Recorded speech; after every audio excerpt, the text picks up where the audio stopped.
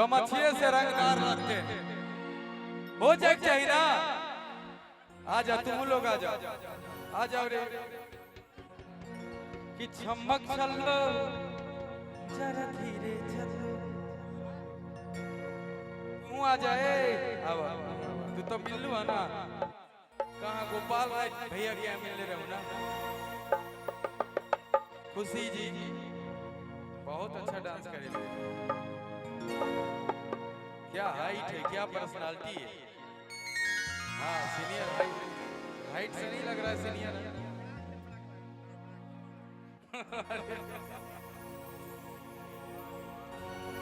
अरे सब ब्रेक नहीं है, आओ।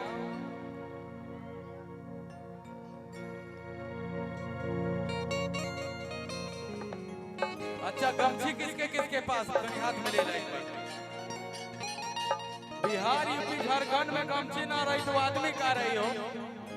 ये तो शान है हम लोगों का। अरे तो लाइटवा तरी सब ज्यादा लगा दिया इधर। क्या इधर आओ तो थोड़ा और उधर लगाता थोड़ा।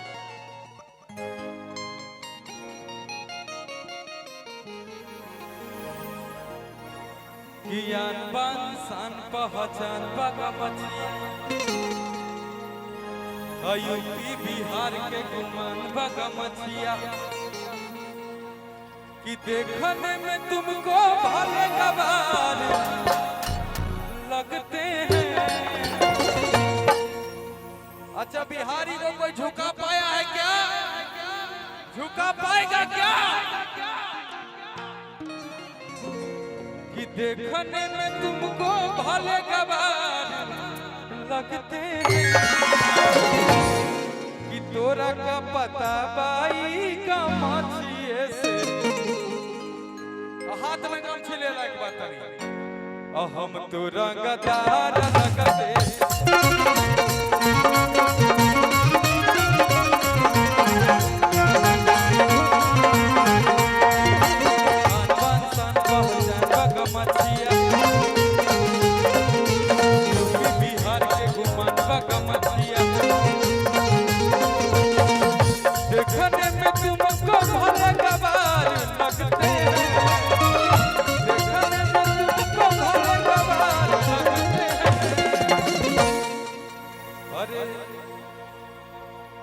कि तोरा का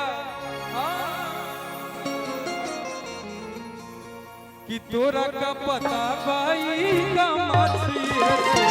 हम तो रंगदार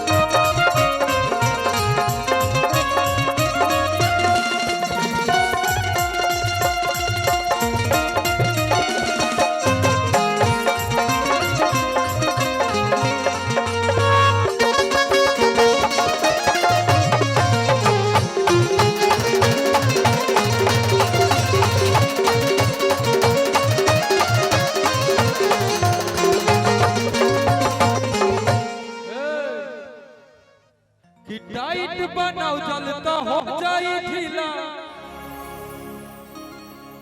परखंड हो या ढीला सारा।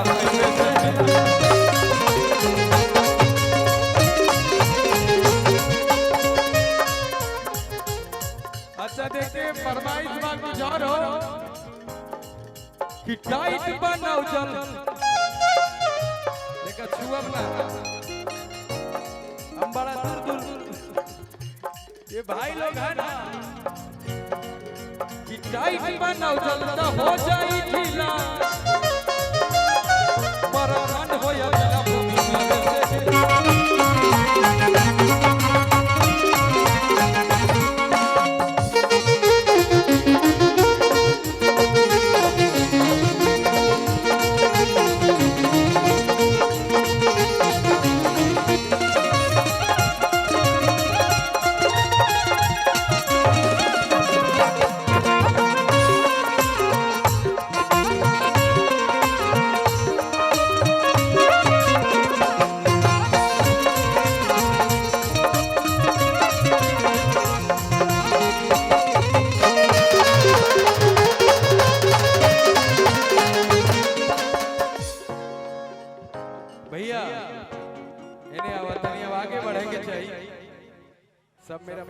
भी कितना देर से खड़ा है। अच्छा भैया कुछ कहना चाह रहे हैं? हेलो हटिए आप लोग थोड़ा सा बाबू। हेलो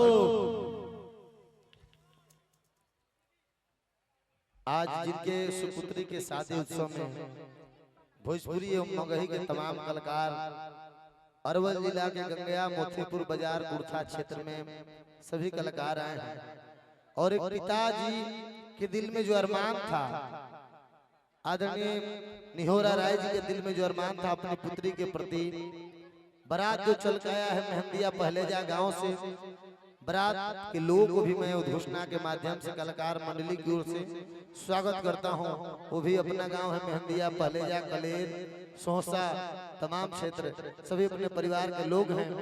तो मैं चाहता हूं कि एक पिताजी का टाइम नहीं मिलता है कन्यादान कैला के बाद हिंदू धर्म में आए परला भरी, लेकिन यहाँ के इतना दिल में लगन बा कि सब कलाकार के प्यार देवे खातिर, आइल अतिथि के सत्कार करे खातिर एक गोड़ पर खड़ा बानी।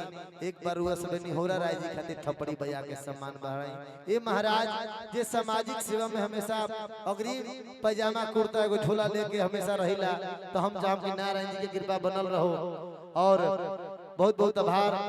एक मुकेश भैया को सम्मान कर दीजिए आप।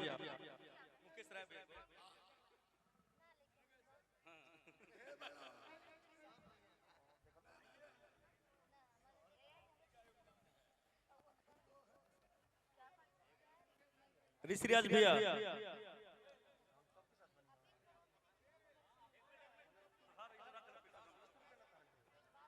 शशांक,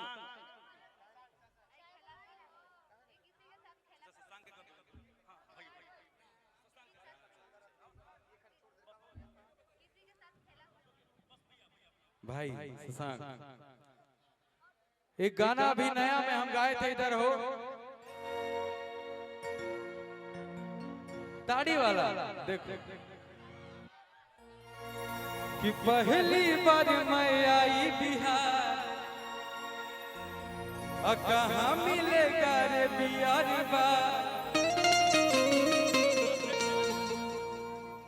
हम लोग के गार्जियन मारू भैया को सम्मानित करेंगे मेरे चाचा मारू भैया।